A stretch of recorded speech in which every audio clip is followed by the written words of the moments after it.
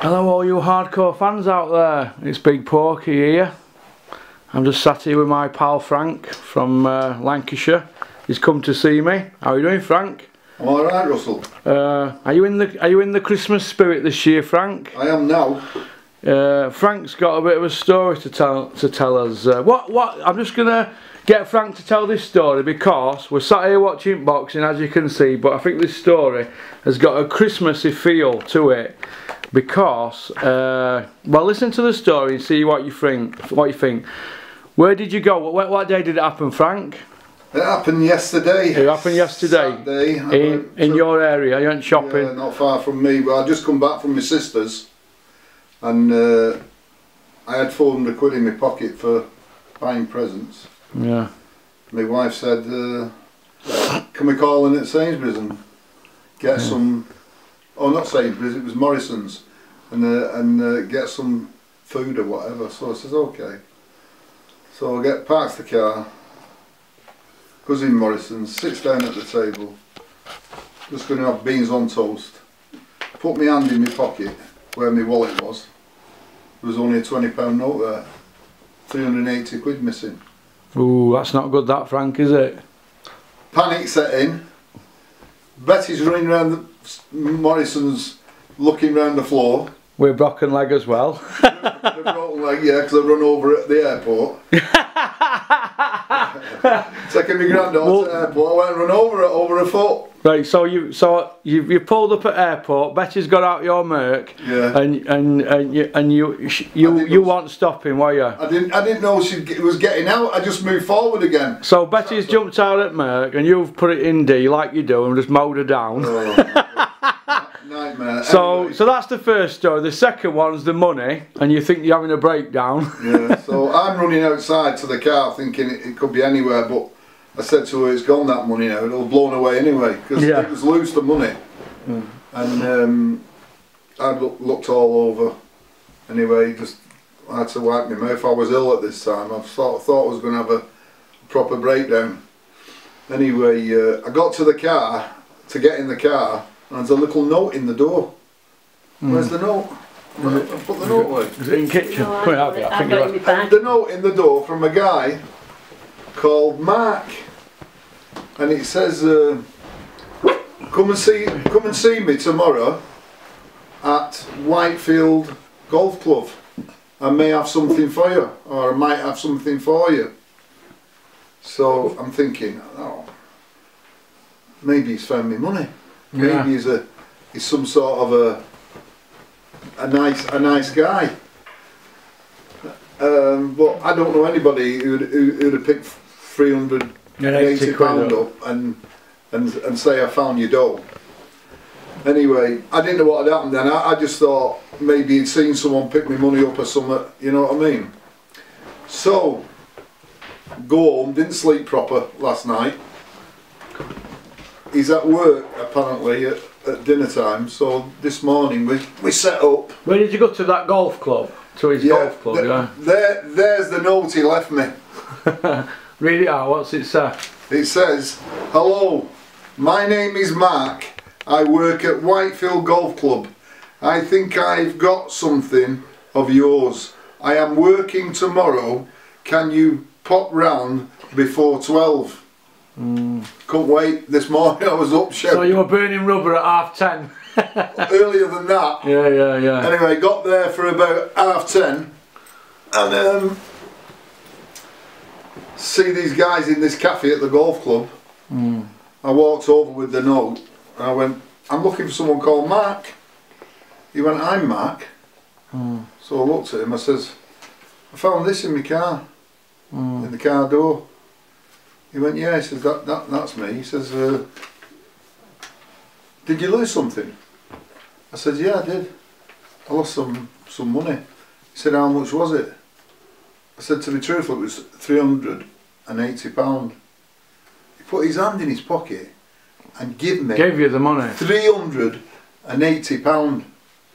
I couldn't believe it. Not many people would have done that, Frank, would they? It was unbelievable.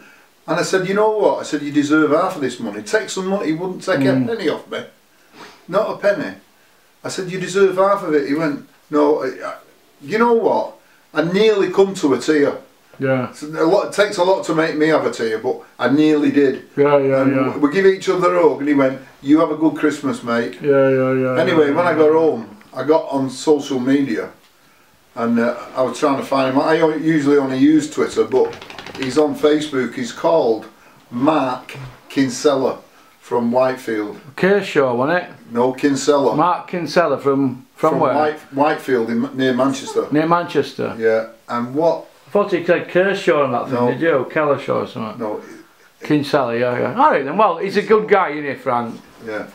He's a good guy, so it just shows you that, you know, all you people out there who think that everybody's rotten in this world, they're not all like that. It's like the story that I told yesterday. The guy went to my childhood friend's garage in Doncaster, and he dropped eight bottles of beer off for me and me and him, and a card and that, and just said he likes the channel. He turned it with his son and that. There is good people out there. I mean, obviously, you know, we've all had our moments in our lives where we've done things we're not proud of, but there is people do have a heart, don't they?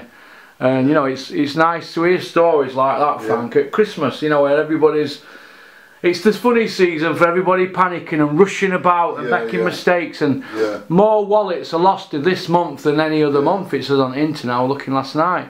But it's a nice Christmassy story, mate, and you know, you coming to see me today with presents for me and my family and that, and you told me this story. You're on top of wheel, Frank, aren't you? I feel better. And not only that, even though you went to the wrong address. Yeah, not only that, I watched the boxing last night. Which was brilliant. Yeah, good.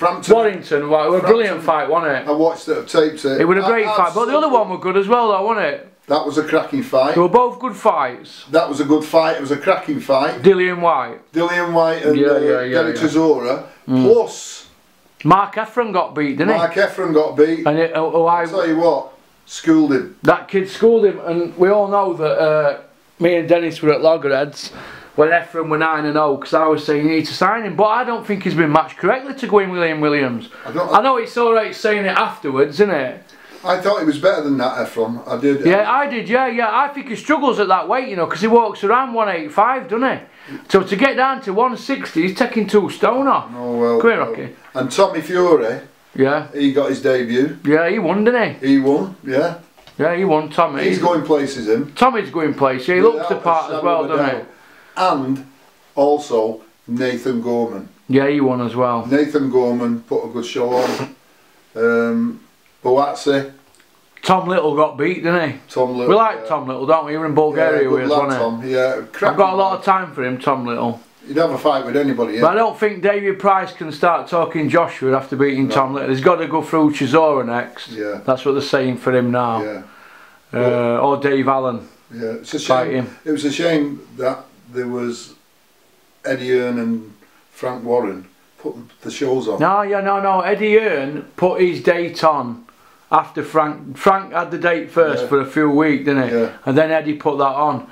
Now what I think's a shame is you've got Frampton and Warrington, they're upset about it. Yeah. But Dillian White and Chisora, they've not complained once about it. No. Because it's the date they're after. Yeah. It's a good date. People getting settled in at Christmas. That's it. Day after Mad Friday.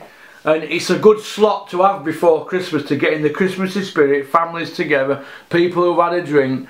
And Dillian White and Chisora, deep down, they will know, hey listen, one had 8 losses, one had 1 loss, and there's no belt on line.